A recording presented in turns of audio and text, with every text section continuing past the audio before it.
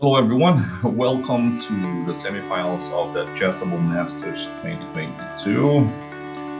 In this game we will feature Liren's win over Magnus Carlsen. Ding stops Magnus once again with another king walk. It has been a trend in their match, the king walk by Ding. Okay, Ding went for d4. d5 by Magnus, c4, c6. We have the Slav. Knight f3, knight f6, e3, bishop g4, h3 takes, e6. So Magnus exchanges bishop on f3 and tries to close out the position. With a close position, it favors his two knights. So knight c3, knight b7, bishop into d3, bishop b4. Right, Magnus' intention again is to take the knight and go for two knights against two bishops and king here. Castles, rook to d1, rook e8, queen e2, queen into e7, bishop d2, a6. All right. Here, if Magnus wants to be consistent, he can capture this knight on c3, takes, and he can also go for e5 here. Takes, and takes. Yeah? One of the bishops will definitely fall after knight takes d5, because knight c3 is a threat, knight takes d3 is a threat, and white cannot stop that one. And one of the knights will be in the middle. It's either d5 or e5. Magnus went for a6. He's still going for the close position. Ding went for bishop e1, rook a8.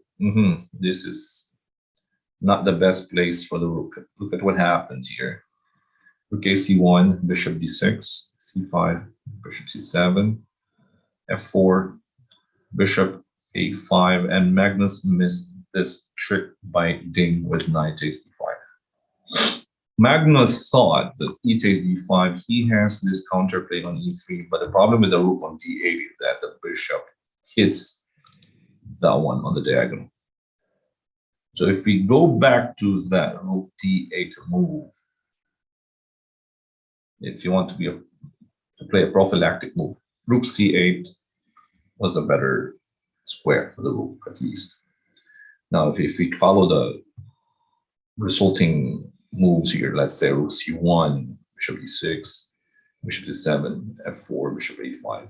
If you go knight takes d5, takes, and everything takes e3, because now that d8 square is open, the rook is not there, so there's no threat on d8. Yeah, it's important to play prophylaxis, yeah, anticipating the opponent's plan. Okay, Magnus missed this move, knight takes d5. All right, in a close position, he wants to get rid of that bishop. Yes, and Ding is actually ready to go for g3 here and e4. Yeah, ready to break. These two pawns control the e5 square. Ding could also go for b4 here, a4, and b5. Yeah. But here, after bishop a5, knight takes d5, Ding wins the pawn, takes, so that Magnus rook has to move tempo. Rook into c3. Ding's execution here, the conversion of the advantage here is just top class.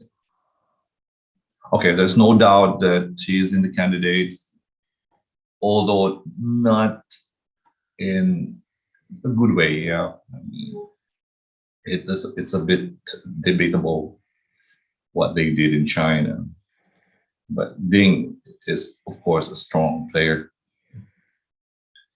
Here with rook c3, if black goes for queen takes e3, takes, there's this discovered attack on h7, king takes, and rook takes e3. So that's a poison pawn on e3. So Magnus had to play knight f8, rook b3, attacking that backward pawn on b7, especially with that nail on c5. Magnus went for knight to e6. Okay, the threat is knight takes, d4, or knight takes f4 because of that pin on e2. Ding played queen f3, moving out of that danger zone. Queen to d7, bishop e1, nice one. Repositioning the bishop. Bishop on e1, going to h4. Right, look at this. Knight into d8. Magnus protects his b7 pawn, so he could give the queen at least some squares, and the queen will not be passive, protecting that b7 pawn. Rook b6, right? Ding's idea, you will see later. 24 bishop c2. That was his idea. He wants to go for battery on the b file with rook d3, rook lift, and rook b6 to rook b3. Two rooks will be attacking that b7 pawn. Plus that bishop going to h4, attacking that defender on d8. Magnus played f5. King went for rook d3, knight into f7, rook b3, rook c7. Okay, we have two rooks attacking b7, and rook and queen protecting passively on c7 and d7. King f1. Ding's trademark against Magnus, the king walk. Queen to c8, king e2, king b1, knight h8, king b1. Right, moving the king to the queen side before pushing that g4 pawn. Okay, as we look back into their match 3 years ago in Kolkata, Ding also had that king walk against Magnus here.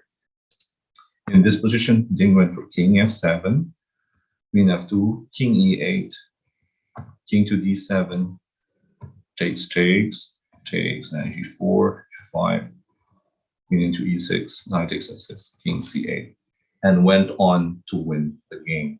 The king is safe on the queen side. Then Ding played f3 here, breaking Magnus' king. Yes.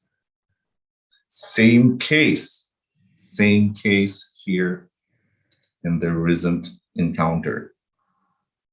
King d1, king c1, look at Ding's king. Knight f8, bishop a5, f7, king b1. This is a3. Carpal style, yeah. King is safer with that 2 pawns protecting it, a3 and b2. The Berlin Wall.